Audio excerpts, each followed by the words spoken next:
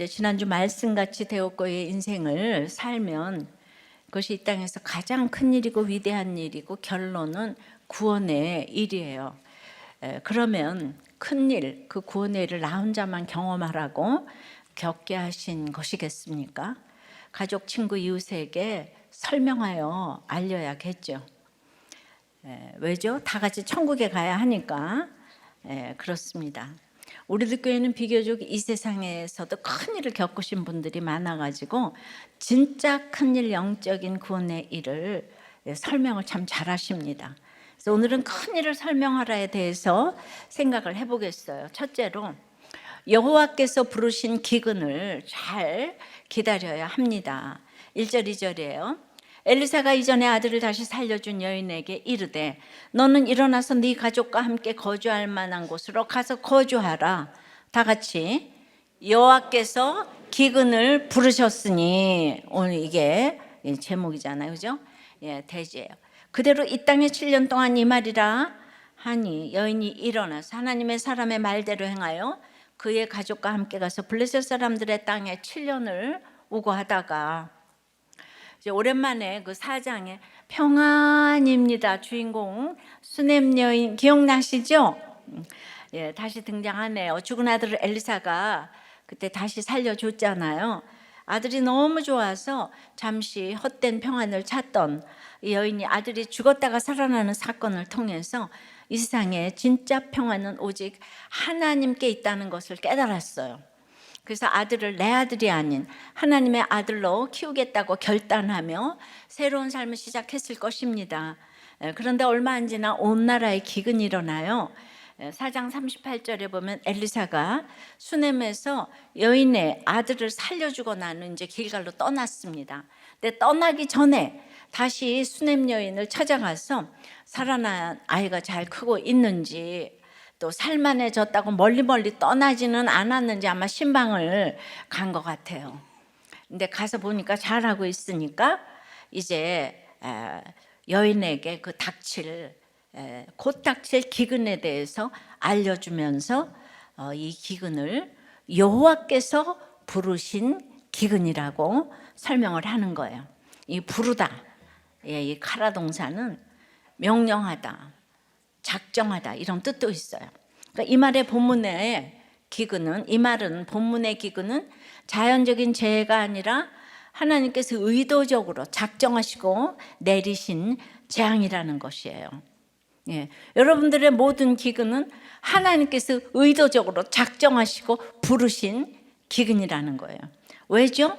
이스라엘의 지금 우상 숭배로 인함이죠. 이걸 계속 엘리사가 경고했습니다. 지난 주일에 우연이 없다고 했습니다. 우연은 우상 숭배라고 했죠. 왜죠? 우연의 반대는 제가 늘 창조라고 했어요. 그러면 창조의 반대는 거꾸로 피조잖아요. 그러면 이 땅에서 피조물을 하나님보다 더 좋아하면 그게 바로 우상 숭배 아니겠습니까? 돈이고 자식이고 뭐 전부 다. 그래서 우리가 이제 믿는 백성이, 우리 다 믿잖아요. 너무도 금송아지를 숭배하니까 참다 기근을 부르셨다는 거예요. 그리고 이 기근이 7년간 이어질 것이다. 그러니까 일어나라, 네 가족과 함께 거주할 만한 곳으로 가라, 거기서 거주해라, 이렇게 말을 합니다. 자, 가진 게 많은 수넴 여인이 이 말을 듣기가 쉬웠을까요? 기근이 와도 여기 먹고 살 게 있잖아요. 나오미는 떠났죠.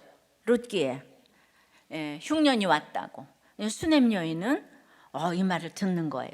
2절에 하나님의 사람은 스마야 선지자에게 1회고 엘리야에게 7번 썼고 엘리사에게 24번이나 사용될 만큼 엘리사 시대는 기근과 전쟁과 너무 사건과 기적이 많았어요. 이 모든 그 사건 가운데 제일 주인공이 이제 수넴 여인이라고 보여지는 거예요. 이 여인이 왜 그런가 하면 그냥 그 말을 듣자마자 즉시 일어나서 하나님의 사람의 말대로 행했다고 이러는 거예요. 왜죠? 아들 사건 이후에 믿음을 잃지 않았다는 거예요. 재물도 있고 아들도 있으면은 이제 멀리 흘러 떠내려갈 뻔하지만은, 내가 왜 이 전답, 토지 다 내려놓고 왜 떠나요? 그렇게 토도 달지 않고 뜸도 들이지 않고 따지거나 계산과 생각도 하지는 않아요. 말씀을 듣자마자 바로 적용합니다. 말씀과 같이 되었고 인생을 살기로 결단하는 사람은 말씀이 들리는 거예요. 말씀이 들리는 거는 말씀대로 행한다는 거예요. 이 말씀은 십자가의 말씀인 거예요. 떠나야 되니까. 말씀이 그 들릴 때가 바로 적용할 최선의 타이밍이에요. 근데 십자가에 달려본 적이 없기 때문에 똑같이 말을 해도 이 왕이나 장관은 안 들리는 거예요. 그래서 여러분들이 말씀이 안 들린다는 거는 그건 이제 세속사에 꽉 잡혀 있다는 얘기고, 그러니까 근데 왕이나 장관은 가진 게 많으니까 계속 말씀이 안 들린다, 이 교회를 떠나자, 이게 주제가가 이렇게 되는 거예요. 그러니까 십자가의 말이 들리는 게 지혜고 믿음이고, 믿음이니까 이 십자가가 들리고 지혜인 거예요. 그러면은 왜 수냄 여인이 지혜인가요? 이걸 또 생각해 봐야죠. 여인 보고 네 가족과 함께 거주할 만한 곳으로 가라고 하는데 그곳은 네가 찾아. 그래서 믿음이 드러나잖아요. 하나님이 모두를 알려주시진 않아요. 늘 큐티했는데 대학에 붙지 않았어요. 계속 떨어졌어요. 그런데 큐티하면서 떨어졌기 때문에 그건 하나님을 믿어요. 좋은 길로 인도하신다는 거. 우리가 뭐 입학 시험도 있고 지금 암도 걸렸고 직장도 있고 여러 가지 문제가 많지만은 그냥 하루하루 말씀 인도함 받고 공동체 가면 그게 최고의 인도함이에요. 그래서 어디로 정했나 봤더니 블레셋으로 정했어요. 블레셋은 이스라엘과 가장 오래된 원수잖아요. 얼마나 원수인가 하면 오늘날까지 원수예요. 가자 지구가 바로 블레셋이에요. 중심이에요. 그러니까 수십 년, 수백 년도 아니고 수천 년을 서로 싸우는. 여인은 이런 원수의 땅을 임시거처로 선택을 해요. 물론 당시 살림살이가 가장 풍족했던 애굽으로 가는 길목에 있는 곳이기도 해요. 해안이라 기근의 영향을 덜 받기도 하고, 그래서 아브라함도 기근 때 애굽으로 피하고 이삭도 흉년을 피해 블레셋으로 갔는데 이런 경제적인 유만은 아니라고 생각이 되고요. 왜 블레셋인가? 이거는 때가 되면 반드시 떠나서 다시 돌아오겠다는 표시인 거예요. 선지자가 수넴을 떠나 영원히 거주할 곳에 가서 거주하라고 했다면 다른 곳을 택할 수도 있어요. 근데 7년 동안 임시로 거주할 곳을 찾으라고 그랬어요. 그러니까 그 말씀을 지키겠다는 결단의 표현으로 이스라엘 사람들이 절대로 환영받지 못할 이 블레셋 땅으로 간 것이 십자가의 적용인 거예요. 반드시 돌아오겠다는, 그리고 올 수밖에 없는 믿음의 표현으로 블레셋을 택했어요. 그러니까 큐티를 하면서 어디를 가야 될지, 어느 회사를, 어느 학교를 가야, 누가 결혼해야 될지 이 싱크하는 게 너무 중요한 거예요. 항상 믿음의 결정, 믿음의 결정은 항상 손해보는 결정, 십자가의 결정이에요. 그래서 여인과 그래가지고 블레셋에 7년을 우거했어요. 우거했다도 같은 단어예요. 내가 나그네로 머물겠다는 거예요. 그러니까 이 땅에 우리가 밑동 잘린 나무니까 나그네 된 인생, 타향살이 제대로 했다는 뜻입니다. 그래서 지주처럼 살던 삶을 멈추고 이방인으로, 그것도 적국에서 온 이방인으로 7년을 기다렸다는 거예요. 수넴 여인은 그때 아마 사별했다고 보여져요. 블레셋으로 가기 전이든 후이든 아이를 줄 때도 이미 늙었다고 그랬어요, 남편이. 그래서 전이든 후이든 남편과 사별했으리라 보이는데, 게다가 이제 아들이 하나 딸린 과부예요. 너무나 소외되고 무시받기 쉬운 약자인데 게다가 원수 나라에서 갔어요. 이 힘든 7년의 시간을 기다렸어요, 여인이. 다들 어떻게 기다렸을까? 아유, 부자니까 뭐 먹고 살만 했겠지, 뭐 하인들 데려갔겠지, 뭐 사람들은 늘 이런 데서 이유를 찾아요. 근데 성경에 그런 얘기가 없잖아요. 오직 여인은 하나님의 사람의 말대로 즉시 행했다, 이 한 얘기밖에 없어요. 고달픈 타향살이 7년을 인내할 수 있는 힘은 그 말씀대로 여호와께서 작정하고 부르신 재앙이기 때문에 이 하나님이 끝내시기 전에는 끝나지 않는다는 것을 믿었기 때문이에요. 이 7년 이게 지나야 되는 거, 하나님의 때까지 기다려야 되는 거예요. 그러니까 우리는 큰 일 하면은 다 우리나라 사람들이 큰 거 너무 좋아해요. 클 때자를 아주 우상 숭배하는 나라예요. 그래서 여러분 여기 다 성수 대교 건너서 다 왔잖아요, 그죠? 반포 대교 건너고 양화 대교 건너, 나라 이름도 대한민국 이렇게 되는 거죠.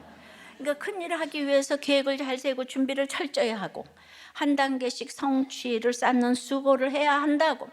맨날 I can do, you can do, we can do 맨날 이런 얘기만.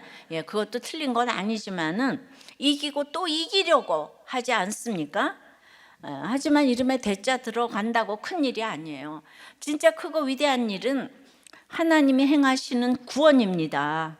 이 구원의 큰 일을 경험하기 위해서는 오직 말씀대로 기다려야 되는 거예요. 그런데 이 블레셋에서 내가 뭘 할 수 있을까? 이러다 그냥 끝나는 거 아니야? 이렇게 버려지고 잊혀지면 어떡하지? 그냥 이런 생각이 저절로 드는 환경이 바로 블레셋 땅인 거예요. 이 블레셋에 있더라도 그것이 말씀대로 기다리면 되는 거예요.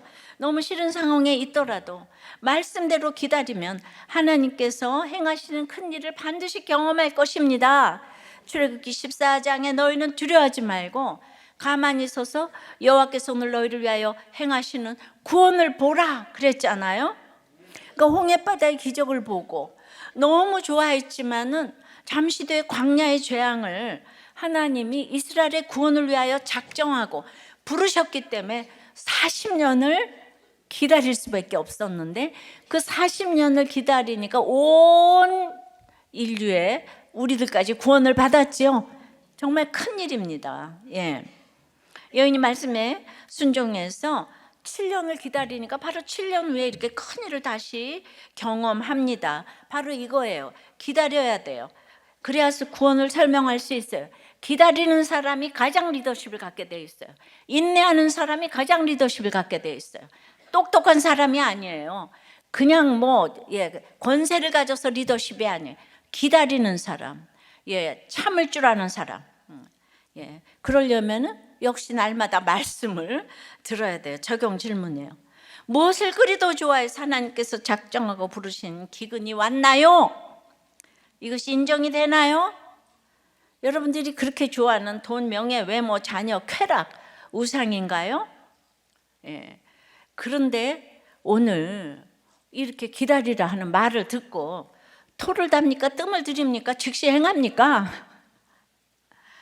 잠시 머물기도 싫지만 말씀대로 때가 차기까지 떠나서 기다려야 할 곳은 어디입니까? 새해 들어 큐티를 잘 하십니까? 큐티에 대해서 이렇게 나눔한 걸 좀 읽어드릴게요. 저는 큐티를 귀로 만드는 귀티합니다. 작년에 권찰이 큐티 책이 너무 깨끗하다면 다시 나가서 팔자고. 그래서 큐티 내용을 사진 찍어 보내라는 말에 욱하다가 적용을 했는데 이런 분도 글쎄 목자가 됐네요. 우리 굉장히 잘 속아. 목자가 되니까 올해부터 스스로 매일 기록하면서 하고 있습니다. 또 한 분은 저는 큐티를 스쳐 지나가는 스티로 합니다. 그래서 아침에 했는데 기억이 하나도 안 나서 출근하면 아내가 오늘 큐티 말씀이 뭐예요? 하고 전화가 옵니다. 근데 본문은 생각이 하나도 안 나고 사건 사고의 간증만 생각난다고 하니까 그래도 기억하니 대단해요. 그리고 칭찬을 또 해준다는 거예요, 아내가. 근데 저는 어떻게 말씀이 기억이 안 나 이러죠. 저는 어떻게 말씀이 기억이 안 나. 사건만 기억하면 되겠어 이러죠. 우리 모든 사역자들한테도 목장에도 들어가면 저는 그럽니다. 또 다른 부목장, 저는 큐티를 예, 지금 귀티, 스티가 나왔는데 이분은 적티로 한답니다. 적티. 아침에 큐티 말씀의 대지 제목 적용 질문 받아 적기로 하루 일과를 시작하는데, 그런데 큐티 중에 아들이 자기도 목장에 큐티 나눔해야 한다고 큐티 책이 필요하다고 빌려주었대요. 아니 왜 큐티 책을 서로 사지를 못하고 아 정말 말이 좀 안 돼요. 예. 그런데 자기 아내가 늘 그 꿈을 꾸는데 구원상장의 꿈을 꾼대요. 구원이 아마 주식을 좋아하는지 구원이 상장되는 꿈을 구원이 상장되는 꿈을 꾸는데, 거기서 한 가지 아쉬움은 왜 구원이라고 써주었지 구원이라고 좀 써주지. 이게 자기의 또 소원이라는 거예요. 예. 예, 또 한 분은 그 하나님이 안 믿어지는데 3년간 경제사범으로 감옥을 갔다 왔는데 2009년 출소하고 지금까지 우리들 교회를 한 번도 빠진 적이 없대요. 너무나 간절한가 간사함이 있었는데, 근데 아내와 연합이 너무 잘 되다 보니 큐티에 소홀해지고 있다는 거예요. 소큐가 되겠습니다. 소홀해지는 큐티. 그러니까 우리는 부인하고 너무 잘 지내면 말씀이 멀리 가고, 힘들면 말씀이 뭐가 좋은 거예요. 예, 그러니까 좋으면 좋은 대로, 안 좋으면 안 좋은 대로 그냥 살면 돼요. 안 좋다고 이혼하는 게 아니고 제일 좋은 환경이야, 안 좋은 환경이. 이렇게 해서 이렇게 발상의 전환하셔야 돼요. 또 한 분은 자기는 큐티도 기록하지만 담임 목사님 큐티와 모든 책들을 보면서 너무 소중해서 읽고 또 읽기를 반복해서 책들이 걸레가 되었어요. 예, 걸큐가 되겠습니다. 마태복음 시리즈가 다시 출판되었는데 그것도 다시 읽고 싶어요. 너무 그냥 그 말씀의 기쁨에 이 기억들이 벅찹니다. 지금 뭐에 스티, 적티, 그냥 소티, 걸티 많네요. 예, 여러분 좋은 것만 하세요. 자, 큰 일을 설명하려면 자, 첫 번째 뭐죠? 여호와께서 부르신 기근을 잘 기다려야 합니다. 두 번째는 자랑이 아닌 살아난 큐티를 해야 돼요. 살아난 얘기를 해야 돼요. 살아난 얘기. 3절에서 5절입니다. 이제 7년이 다음에 여인이 블레셋 사람들의 땅에서 돌아와 자기 집과 전토를 위하여 호소하려 하여 왕에게 나아갔더라. 이때 왕이 하나님의 사람의 사환 게하시와 서로 말하며 이르되 너는 엘리사가 행한 모든 큰 일을 내게 설명하라 하니, 게하시가 곧 엘리사가 죽은 자를 다시 살린 일을 왕에게 이야기할 때 그 다시 살린 아이의 어머니가 자기 집과 전토를 위하여 왕에게 호소하는지라. 게하시가 이르되 내 주 왕이여, 이는 그 여인이요 저는 그의 아들이니 곧 엘리사가 다시 살린 자니이다 하니라. 자, 아무리 힘든 시간도 결국 끝날 때가 오는 거예요. 기다림도 끝날 때가 와요. 우리는 밑동 잘린 나무니까. 예. 수넴 여인 가족의 7년 블레셋살이도 끝났습니다. 드디어 고향으로 돌아옵니다. 근데 와보니까 자기 집과 전토를 다른 사람이 딱 차지하고 있는 거예요. 그래서 아니 여기 우리 집인데 우리 땅이고 내가 기근을 피해서 잠시 떠났던 거예요. 빨리 나가주세요 그랬더니만 뭐 요구 부탁 뭐 빌기도 해봤지만은 그냥 고웃음을 치면서 이거 왕이 허락해서 살고 있는 거예요. 당시 주인 없이 버려진 토지는 모두 왕실 소유가 되었고, 아니 이때 전제주의니까 다 왕이 최고잖아요. 합법적으로 새 주인이 된 거나 다름이 없는데요. 예. 내가 7년째 살고 있는데 그 내 집인데 다시는 오지 말아요. 예. 여러분 북한에서 내려왔다가 통일되어서 다시 가서 땅 찾겠다고 하면 나라 소유가 된 땅을 누가 주겠어요? 예. 근데 기가 막힙니다. 가고 싶어서 떠난 것도 아니에요.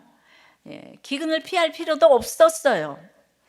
근데 엘리사 선지자의 말씀대로 행한 결론이 지금 거리에 내쫓기게 된 것이라니 얼마나 황당했겠어요. 7년이나 가서 훈련받고 왔는데 다 버리고 갔다 왔는데 엘리사 선지자를 찾고 싶었겠죠. 하나님의 사람은 근데 예언만 해주고는 생사도 모르고 어디 있는지도 지금 몰라요. 그런데 큐티를 하게 되면 이렇게 생각이 자꾸 나요. 지금 이 집 문제는 겉으로는 법적인 문제잖아요. 율법에 따르면 조상에게 물려받은 이 기업은 잠시는 팔 수 있어도 희년이 되면 원래 주인에게 돌려줘야 했습니다. 근데 수넴에 있는 집과 전토가 바로 그런 기업이었어요. 그러니까 이건 이스라엘로서는 법에 호소할 수 있는 일이었어요. 그러니까 호소하다라는 이 차크란 단어도 위급한 상황이나 억울한 상황에서 여호와께 부르짖는 단어인 거예요. 그러니까 수넴 여인은 늘 말씀에 근거해서 기도해요. 예. 그러니까 지금까지 그렇게 블레셋에서 이렇게 원수 나라잖아요. 눌려 살고 있다가 이제 딱 왕께 호소하러 사마리아에 가는 거예요. 왕궁에 들어가는 거예요. 여러분, 십자가를 잘 지고 있는 사람은 담대할 때는 담대한 거예요.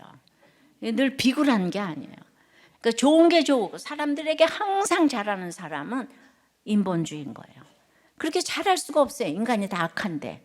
늘 모든 사람들에게 이렇게 잘하는 사람은 절대로 경계를 해야 되는 사람이 착한 게 악한 거다 얘기를 하잖아요. 그죠? 제가 이제 시댁에서 입도 뻥끗 못했잖아요. 그죠? 남편과 시댁에서 또 매도 맞고 그냥. 그래서 5년이 지나서 주님을 만났잖아요. 그래서 제가 이 피아노를 하나님께 드리겠다고 했어요. 그리고 이제 시댁이 아파트로 이사 간 후에 사람들이 맨날 왔다 갔다 하는 게 보이잖아요. 그래서 내가 너무 이렇게 청을 해가지고 피아노를 가르치게 됐어요. 한 아이를. 그랬는데 걔를 이렇게 처음 가르쳤는데 글쎄 걔가 예원이라는 학교에 붙었어요. 요새 임윤찬이 들어간 학교 아시죠? 조성진이 들어간 학교. 근데 블레셋 같은 시댁에서 5년 넘게 걸레를 빨았으니까 그래서 제가 교장 선생님을 찾아가서 간증을 했어요. 근데 거기가 믿는 학교잖아. 내가 가르친 아이가 붙었다. 나를 강사로 써달라. 그 아이 성적을 보시라. 근데 백도 없고 뇌물도 안 쓰고 유학도 안 갔다 왔는데 이력서는 그 당시만 해도 80통이 쌓였다고 하는데 저에게 도리어 아이 잘 키웠다 칭찬을 해주시고 제가요 서울예고의 강사가 되었잖아요. 다들 있잖아 우리 시댁 남편이 뭐가 돼서 제가 된 줄 아는데 그게 전혀 아니고 우리 시댁과 남편은 피해서 간 거죠. 그거 알면 큰일 나잖아요. 몰래 가서. 이거 너무 놀라운 일 아니에요? 예고라는 학교가 어떤 학교인지 아는 사람은 이건 기적인 거예요. 기적. 쩔쩔매다가 이런 일이 일어났어요. 그래서 이제 예고 강사는 집에서 할 수 있으니까 학교를 안 가도 되니까. 그래서 후에 첫 번 심사를 하러 가던 날 제가 초이스 커피하고 프림을 선물을 해드렸어요. 정말 제가 뭘 모르는데 그러니까 까도 양파 간증이 이렇게 나와. 근데 진짜 하나님이 그 하나님의 일에 쓰려고 나를 거기 들여보낸 거예요. 내가 뭐 돈 벌려고 들어간 게 아니고 지금 보니까 그래요. 여러분들도 그렇게 기도를 해보세요. 근데 사마리아가 아람군에게 포위당했을 때 여호람을 찾아와 호소하던 여인을 여호람은 어떻게 대했었죠? 하나님도 안 돕는데 내가 무엇으로 돕겠니? 내가 할 수 있는 거 아무것도 없다 하면서 직무유기를 했어요. 그 이스라엘 백성인데 말이에요. 그러니까 기근 동안 빼앗긴 집 찾아달라고 호소하는 여인에게 여호람이 관심이나 갖겠습니까? 어림도 없는 일이에요. 그런데 바로 그때 왕궁에서 어떤 일이 일어나고 있었지요? 여호람이 엘리사의 사환 게하시와 이야기를 나누고 있었어요. 드디어 이제 게하시의 마지막 장면으로 짠하고 등장합니다. 대체 무슨 일일까요? 어떤 사람들은 이 사건이 게하시가 나병 걸리기 전이라고, 그래서 열왕기가 연대순으로 적혀 있지 않다고 많은 주석이 그렇게 써 있어요. 근데 지금까지 읽어온 바에 의하면은 나병 걸린 이유가 맞지요? 수넴 여인이 아들 예언을 받고 아들 낳기까지 한 1년쯤 되고 아들이 4, 5세쯤 되어서 아이고 머리야 그래서 이제 죽었다가 다시 살아난 후 이제 기근 7년을 블레셋에 가 있었기 때문에 합치면 한 12년 정도 되잖아요. 그때 3장 1절에 보면 여호람의 통치도 12년이에요. 엘리사가 사역을 시작할 때가 여호람이 왕이 된 시기와 겹치기 때문에 이제 지금 이게 순서대로 된 것이 맞는 거예요. 그러게 여인이 기근 후에 사마리아에 왔다는 걸 생각하면 나아만 장군은 기근이 지금 끝난 후 이제 8장에서 여호람이 살해가 되는데 그 직전보다는 기근이 있던 7년 사이에 있었다고, 이제 나아만 사건이 그때 있었다고 보는 것이 아주 자연스럽죠, 그죠? 제이 스키너나 T.R. 홉스 같은 주석가도 이렇게 보더라고요. 이 주석가들은 이때는 게하시의 병이 나병이 나았기 때문에 왕을 만나 대화를 나눌 수 있었을 거라고 하는데요. 예, 우리는 이거를 다 차례차례 읽어왔어요. 여러분들 게하시를 보려면 4장부터 다시 차례차례 읽어보세요. 아니, 들어보세요. 그러다 게하시가 이제 그 나병 걸렸던 게하시가 이제 나병 환자 무리와 함께 굶어 죽자니 아람에 가서 항복하자 하면서 아람 진영으로 갔다가 모두가 도망간 진영을 보고는 첫 번째 한 일이 뭐죠? 은각은각 의복을 감추었죠. 정말 게하시 강적이에요. 그렇게 선생님이 양육해 줬는데도 그거부터 감추었어요. 사람이 참 안 변해요. 그러다 게하시가 정신이 번쩍 들어서 자기 모습이 보였습니다. 그리고 마지막으로 엘리사 선생님의 양육이 생각이 났어요. 그래서 딱 멈추고 성으로 가서 아람이 도망갔다 하며 아름다운 소식을 전했습니다. 사마리아 성 안에 있던 백성을 다 살리는 엄청난 공을 본의 아니게 세우게 됐어요. 그래서 엘리사가 저 자격 없는 제자지만 용서를 하고 7일을 끝내준 게 아닐까 싶은데요. 평생 회개하면서 사명 감당하라. 그리고는 다시 말씀 전하러 홀로 다른 곳으로 훌쩍 떠났어요, 엘리사가.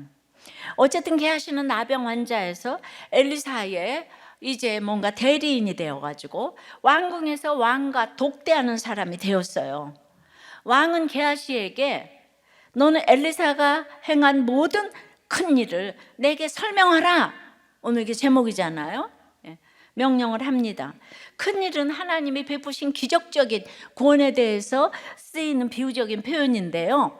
이걸 제가 쓴 게 아니고 시편 106편 21절에 분명히 나오는데요. 애굽에서 큰일을 행하신 그의 구원자 하나님을 그들이 잊었나니 라고 하는데요. 출애굽 때 행하신 구원의 기적들을 다 합해서 애굽에서 행하신 큰일이라고 표현을 합니다. 그러니까 게하시도 기다렸다는 듯이 엘리사가 행한 이 큰일, 이거를 쫙 열거하는 거예요. 여리고에서 물을 깨끗하게 고친 일, 이스라엘과 유다 연합군을 모압에서 구했던 일, 기름 한 그릇에 기적으로 과부 가정을 살린 일, 수넴 여인이 아들을 낳게 한 일, 죽은 아들을 다시 살린 일, 나만 장군의 나병을 고친 일 등 그가 경험한 일들을 그냥 여호람에게 쫙 설명을 했어요. 자기가 아는 걸 장황하게 떠든 게 아니라 선생님이 행하신 일들을 자기도 경험했잖아요. 하나씩 그 기억해서, 이건 전문가들이 하는 게 아니고 자기가 경험한 살아난 얘기는 그냥 뭐 학벌이서에 전하는 게 아니에요. 툭 치면 나오는 거예요. 사실 게하시 입장에서 수넴 여인 아들이 살아난 사건은 수치의 사건이죠. 선생님 지팡이 휘두르며 갔지만 죽은 아들을 살리지 못했잖아요.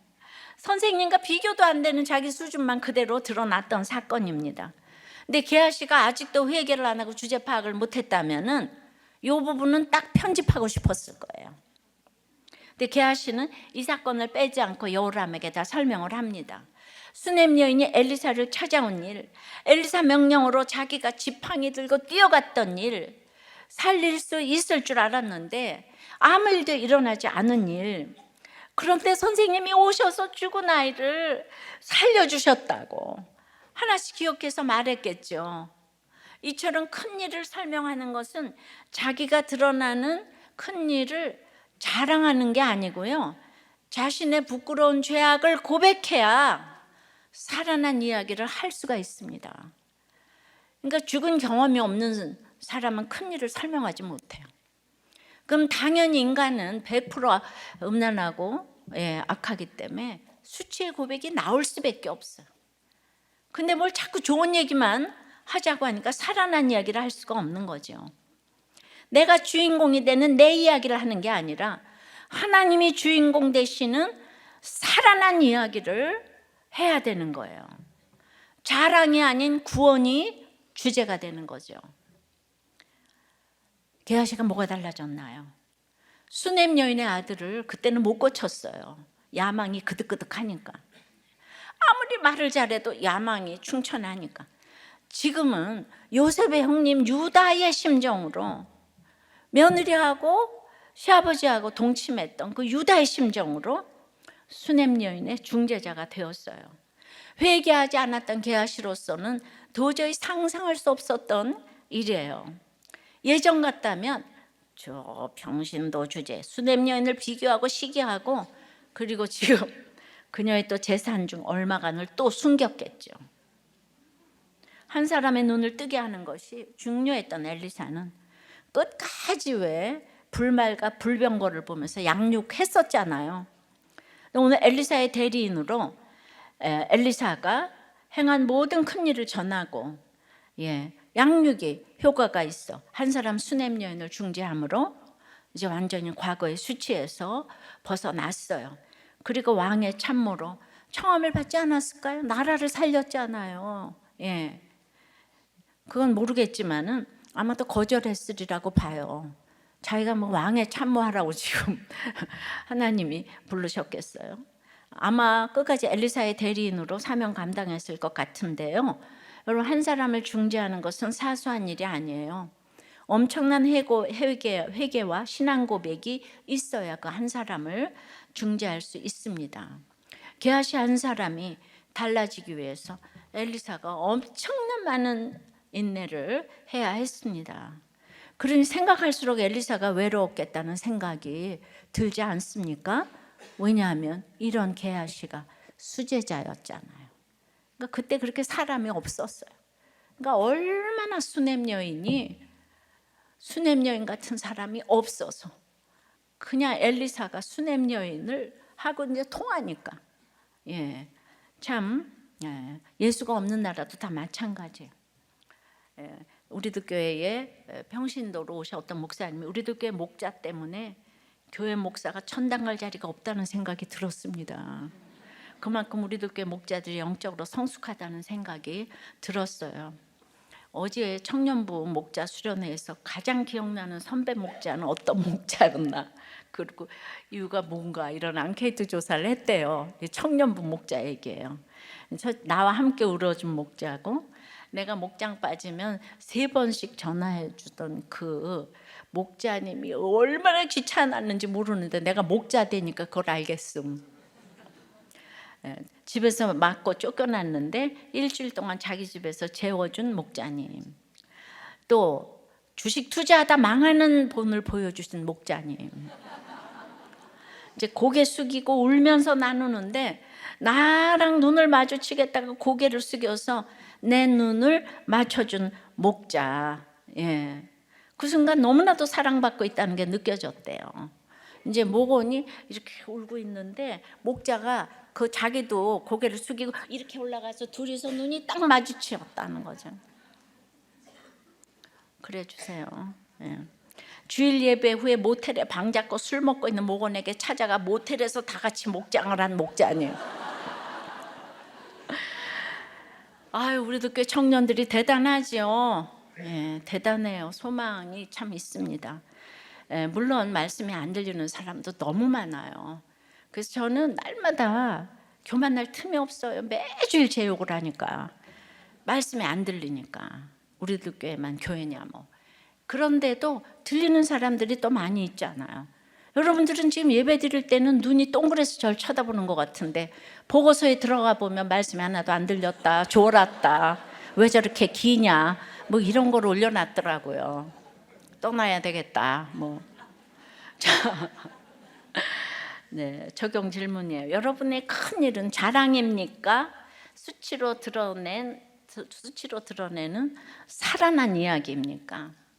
살아난 이야기에는 이렇게 수치가 없을 수가 없어요. 예. 여러분은 속 썩이는 제자와 모건과 뭐 이렇게 생각할 수 있겠죠. 고난받는 믿음의 한 사람을 기도와 설명으로 중재할 수 있겠습니까? 고난받는 사람에게 믿음으로, 속 썩이는 사람에게는 기도로 중재를 해야 되겠죠. 봐요, 이렇게 재밌는 얘기를 하는데 맨 앞에서 졸고 있는 거 있죠. 네, 졸지 마세요. 내 말이 사실이라니까 내가 없는 말을 안 해요. 자, 적용 질문. 다 지금 보셨죠? 저는 그냥 이런 거를 또 비켜가지를 않고 다이렉트로 이렇게 너무나 사랑하여서. 집사님. 자, 큰 일을 설명하라. 첫째는 뭐라고요? 벌써 잊어먹었잖아. 아직 5분이 못 지나가서 다 잊어먹어. 뭐라고요? 여호와께서 부르신 기근을 잘 기다려야 합니다. 두 번째는 자랑이 아닌 살아난 간증을 해야 합니다. 세 번째는 오늘 그러면 다 돌려받는 회복이 있습니다. 6절이에요. 왕이 그 여인에게 물음에 여인이 설명한지라 왕이 그를 위하여 한 관리를 임명하여 이르되 이 여인에게 속한 모든 것과 이 땅에서 떠날 때부터 이제까지 그의 밭에 소출을 다 돌려주라 하였더라. 그래서 여인에 관한 이 큰 일을 듣고 있던 바로 그때 그 실제 인물이 나타난 거예요. 아무리 다른 사람에게 무관심한 여호람이라도 놀라지 않겠습니까? 어찌 이런 일이, 그 여인을 당장 데려오라. 그리고는 게하시가 얘기한 큰일, 그것이 진짜인지 다시 네가 네 입으로 얘기해봐. 그랬더니 그냥 여인이 자기 입으로 자기에게 일어난 구원의 큰일을 당사자니까 더 리얼하게, 정말 믿음으로 확신을 가지고 살아난 이야기를 막 전한 거예요. 아들을 볼 때마다 상기할 수밖에 없는 그 엄청난 일을 장면별로 떠올리면서 왕에게 간증을 하는데, 그냥 이 사람은 막 선지자의 말 한마디, 표정 하나, 자신이 했던 말, 자신이 느꼈던 감정, 이런 것들을 하나씩 다시 기억하면서 아주 생생하게 간증을 합니다. 주님 만난 사람이 하는 말은 생생하게 하잖아요, 그죠? 그냥 내가 뭐 힘이 좀 들었지 뭐 이렇게 얘기하는 거, 내가 얼마나 힘이 들었겠어요 뭐 이렇게, 그죠? 근데 뭐 우리 어머니도 좋은 분이시거든요. 그러니까 자신이 선지자의 말씀대로 블루셋에 가서 7년을 기다렸는데, 세상의 말씀대로 했는데, 이 모든 우리 이스라엘 백성을 살리신 엘리사의 말씀대로 했는데 내가 집과 전토를 빼앗기게 된 거예요. 그러니까 이제 막 너무나 서렁벌렁 결론이 완전하니까 이거 게하시가 말한 거하고 똑같고, 사람이 앞뒤가 같아야 되고 10년 전 말한 것과 똑같아야지. 제가 그 서울예고 얘기를 이 거짓으로 했다간 큰일 나는 거 아니에요? 그러니까 그런 것들이 항상 똑같아야지 이 여호람이 물러설 자리가 없는 거죠. 이거 들어줘야 돼. 여인이 설명하는 여인 자신의 이야기를 들은 여호람은 이제 묻거나 따지거나 하지 않고 한 관리를 임명해가지고 집과 전토를 모두 돌려주라. 7년 동안 밭에서 나온 소출까지 다 돌려주라. 원금의 이자까지 다 쳐서 돌려주라. 완벽한 회복, 큰 회복을 얻었어요. 그러니까 우리가 지금까지 여호람을 많이 묵상했잖아요. 여호람이 이렇게 할 사람이 아니에요. 여호람은 이런 사람을 만나주지도 않아요. 이 사람이 차별이 얼마나 심한 사람인데. 아람군에, 그렇지만 지금 아람군의 포위 공격으로 이제 심한 기근을 당해 다 망할 뻔했잖아요. 가장 의지하던 이 장관도 선지자의 말대로 죽는 걸 경험했잖아요. 그러니 엘리사의 말대로 되니까 이제 여러 차례 만나기도 하고 직접 도움을 받고 구원을 얻은 적도 있는 그 엘리사의 사역에 대해서 지금 아주 게하시로부터 특별 과외를 받듯이 정리해서 설명을 다 들었고, 그냥, 그리고 죽은 아이가 살아난 엄청난 기적에 대해서 이야기를 듣던 중 그 당사자가 나타나 직접 간증하는 일을 보게 되었어요. 드디어 여호람의 마음이 움직였어요. 그의 부모 아합과 이세벨은 멀쩡히 살아있던 나봇에게도 그 땅을 빼앗으려고 죽여버렸잖아요. 여호람도 그러고도 남을 사람이에요. 하지만 이렇게 하나님의 엘리사를 지속적으로 보내 잔소리를 해주시고 계속해서 크고 작은 사건으로 때리시니까 부모 닮아서 땅도둑의 DNA를 가지고 태어난 여호람도 그 DNA를 가지고 거스르는 적용을 할 수도 있네요. 이게 여호람의 승리가 아니잖아요. 하나님의 말씀을 중심으로 뭉쳐있는 공동체의 승리인 거예요. 심판을 받아 죽어 마땅한 왕이지만 버리지 않고 지속적으로 찾아오셔서 구원의 큰일을 행하시는 하나님의 은혜입니다. 레슬거가 왜 어려운가 하면은 우리가 예배드리면 복 받아요. 여러분들이 금식하면 복 받아요. 새벽 기도 이러면 쉽잖아요. 생각할 게 없이. 근데 이 설교 하나 하면 싱크할 게 너무 많잖아. 그러니까 딱 안 들어버려. 들리지가 않아. 그렇지만 이거 들어야 돼요. 듣기 싫어도 들어야 돼요. 자식들에게 복을 주려면 들어야 돼요. 그래서 결국 공동체가 중요한데요. 공동체에서도 말씀대로 적용하는 한 사람, 수넴 여인 같은 사람 너무 중요합니다.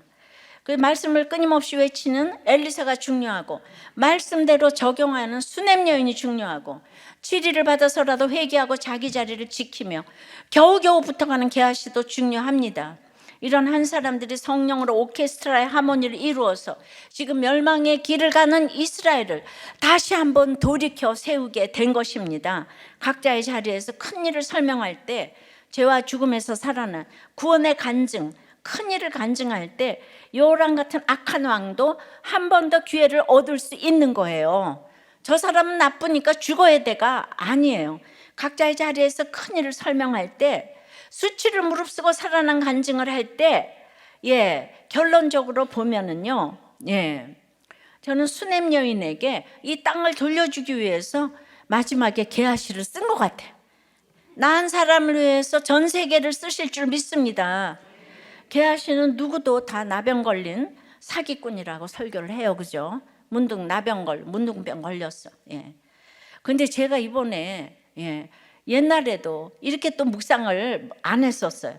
근데 게하시를 살려보려고 한 구절 한 구절 묵상하면서 왔어요.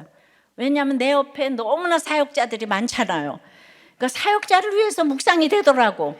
늘 평신도 위해서 묵상하다가. 그러니까 살려보려고 묵상하고 왔는데 게하시는 그렇게 4장부터 4, 5, 6, 7, 8장까지 왔는데도 세상 그냥 마지막까지도 은근과 의복을 감추네요. 지난주일까지. 그걸 깨달아서 마지막에 수넴 여인 살려주려고 멈추었지만 수넴 여인 돌려주게 하기 위해 땅을 돌려주게 하기 위해 마지막에 쓰셨구나. 그러니까 우리가 왕과 독대했다고 성공했다가 아니고 정말 나를 쓰신 것에 옷깃을 여미면서 겸손하게 살아야 될 줄 믿어요. 조현우 골키퍼가 기도해가지고 골을 막았대요. 호주를 이겼대요. 그랬는데 그게 공식적으로 안 나왔는데 비공식적으로 그걸 보니까 그 사람은 그 자리에서 전 세계에 기도하는 모습을 보여준 것만으로도 자기 자리에서 큰 일을 설명하고 있는 것 같다고 생각해요. 적용 질문이에요. 들을 것 같지 않는 사람에게 설명할 내 이야기가 있습니까? 구원을 위해 툭 치면 나오는 내 간증은 무엇입니까? 나는 가정과 교회에서 엘리사예요, 수넴 여인이에요, 게하시예요, 여호람이에요. 어떤 역할을 하고 있습니까? 옳고 그름이 없는 거죠. 정말 들을 것 같지 않은 사람에게 이제 그 공감 능력이 전혀 없고 하고 싶은 대로 해야 직성이 풀립니다. 그렇다 보니 주변 사람들이 늘 힘들고 또 이렇게 저도 정죄를 하게 됩니다. 최근까지 자녀는 때려야 된다라는 생각이 있었어요. 근데 교사 모임 때 간증을 하고 나니까 난리가 났어요. 집사님 굉장히 심각하다고 판단이 되었는지 바로 다 저희 집에 신방으로 오셨어요. 자녀들이 지금 힘이 없어 참는 거고 크면 자녀 고난이 다가와요. 자녀들에게 빨리 사과를 하세요. 그래서 아들에게 진심으로 용서를 해달라고 하니까 아들이 너무 서럽게 울었어요. 그러니까 이제껏 저에게 웃는 연기를 했던 것 같아서 너무나 미안했습니다. 그래서 근데 여전히 제 기준에 안 맞으면 성질이 올라와요. 근데 우리도 꽤 목장 처방대로 또 정신과를 갔어요. 병원은 가는 길에 내가 어디가 아픈가. 예. 그래서 병이 아니라고 그냥 낫게 해달라고 기도했지만 의사 선생님이 제 얘기를 듣자마자 소견서를 쓰고 대형 병원에 빨리 가라는 말에 무너졌습니다. 예. 사실 약이 졸리고 식욕이 떨어져서 싫어요. 근데 내가 살아온 방식이 잘못됐나? 당연히 애들은 맞고 크는 거 아니야? 생각했는데 공동체 나눔과 자식의 상처를 보며 이게 아니라는 것에 충격이 컸어요. 근데 올 한 해 목장과 교사 처방을 잘 받겠습니다. 할렐루야. 그러니까 다들 내가 안 아프대. 안 아프기는 어디가 안 아파요. 여러분들 아파요. 가라 그럼 빨리 가요. 예, 예, 절대로 하도 약을 안 먹어서 이렇게 그냥 뭐 주스에다가 그냥 몰래 탔더니만 그냥 주스만 먹고 그 약을 딱 남겨놨. 그 다음에는 부인이 주는 건 절대로 안 먹는다는 거. 약만 먹으면 괜찮은데 이렇게 진짜. 그런데 이 사람 너무 이쁘지 않아요? 예? 그런데도 교사 모임 나가고 목장 모임 나간대잖아요. 이 말을 듣는 게 최고인 거예요. 근데 수냄 여인은 워낙 믿음이 좋으니까 아들이 없고 기근이 왔고 주로 이런 수준 높은 고난이에요. 예. 그런데 게하시는 늘 은금 거짓말에 돈 거짓말에 계속 넘어지잖아요. 여러분 마약만 힘든 게 아니고 마약도 그렇게 거짓말을 한다는 거예요. 마약보다 힘든 게 또 담배라네요. 예. 우리 여목자님이 목자 훈련을 받으면서도 계속 10페이지를 읽고 나가서 담배 피고 들어왔대요. 그래서 정말 목사님 담배보다 힘든 게 없어요. 그러니까 그게 너무 좋은 게 많아. 예. 결국 게하시가 마지막에 승리했다고 말하고 싶지만은 게하시는 맨날 넘어지는 거예요. 거짓말에 넘어지고 그냥 은금에 넘어지고 세상과 싸우느라고 주의를 하지를 못해요. 시간이 너무 아깝잖아요. 그죠? 우리 모두 게하시지만 빨리 수냄 여인으로 돌아와서 큰일을 설명하도록 시간을 세월을 아껴야 되지 않을까요? 그래서 우리가 미취학부터 이런 큐티를 하게 해야 되고 수련회도 가야 되고 어려서부터 사명을 감당해야 돼요. 나중에 늙어서 못하는 거예요. 장로 권사 되고도 여자 술 담배 마약 못 끊는 분들이 있죠. 그러니까 큰일을 딱 하면 이제 설명하기가 어려운 거예요. 근데 우리가 다 게하시 같아요. 여우랑 같아요. 그리고 노략질하는 백성들하고도 똑같아. 선한 사람이 하나도 없어. 근데 거기서 서로 나의 게하시를 위해서 기도를 하셔야 되는 거, 기다려야 되는 거. 우리는 빨리 수냄 여인으로 방향 전환을 하여서 큰일을 설명할 수 있는 여러분들 되시기를 바랍니다. 말씀을 맺어요. 큰일을 설명하라는 여호와께서 부르신 기근을 이 인정을 하고 잘 기다려야 돼요. 어떤 것도 예외가 없다 그랬잖아요. 어떤 것도 우연이 없어요. 여러분에게 오신 사건은 여호와께서 작정하고 의도적으로 부르신 기근이라고요. 예. 그래서 그 인정하면 자기 자랑이 아닌 내가 얼마나 돈을 좋아서 이 남편, 이 아내하고 결혼을 했으면 이게 수치에 간증이 다 나오잖아요. 그래서 내가 살아났다. 이 살아난 이야기를 해야 돼. 그러면 결과적으로 보면 다 돌려받는 회복에 대한 간증을 하잖아요. 여러분들도 돌려받게 될 줄 믿습니다. 우리 다 사람 살리는 노래를 해야 되는 거예요. 찬양합니다. 주 부르심 따라 예수 이름 부르며 나의 인생을 드렸네. 사람들이 이해 못하고 결과 어떠하든지 주만 따라가기 원했네. 이제와 돌이켜보니 그저 부끄러울 뿐 모두 다 주의 은혜라. 벼랑 끝에 선 나를 주의 손이 이끌어 여기까지 인도하셨네.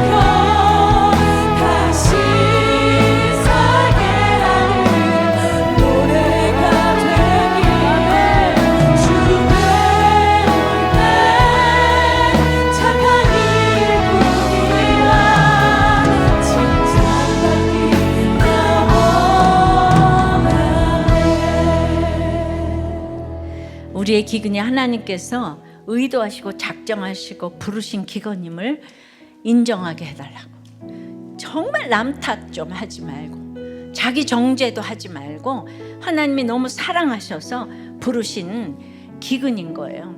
둘이 잘 살아서 하나님 떠나면 뭐해요? 지금 둘이 안 좋아서 하나님 사랑하면 그것이 최고잖아. 이거 환경 찾아보면서 남 탓, 네 탓 이거 좀 하지 마시고 하나님의 이 창조하심의 사건임을 인정하게 해달라고. 그러므로 수치를 드러내며 자기 자랑이 아니고 살아난 이야기를 좀 하는 한 해가 되게 해달라 기도하시고, 그렇게 살아난 이야기를 하게 되면 결국은 영과육으로 다 돌려받는 회복이 있게 되니까 이런 회복을 올해 또 좀 달라고. 그러기 위해서는 우리 여우랑 같은 게하시 같은 이 또 백성 같은 식구들을 잘 기다리게 해달라고. 명절을 만나서 우리가 너무 힘든 식구들이 많아요. 근데 여러분들이 발상의 전환이라고 내가 이렇게 해석을 잘하면 갑자기 평강이 온다니까요. 왜죠? 밑동 잘린 나무 같은 인생이기 때문이에요. 자, 우리 주님 만난 위정자 허락해달라. 십자가의 지혜를 전할 수 있는 위정자 허락해달라. 구원의 큰 일을 설명할 수 있는 모든 간증자들이 되어서 이 인구 절벽의 이 나라를 살리는 우리가 되게 해달라고 다 같이 주님 부르고 기도합니다.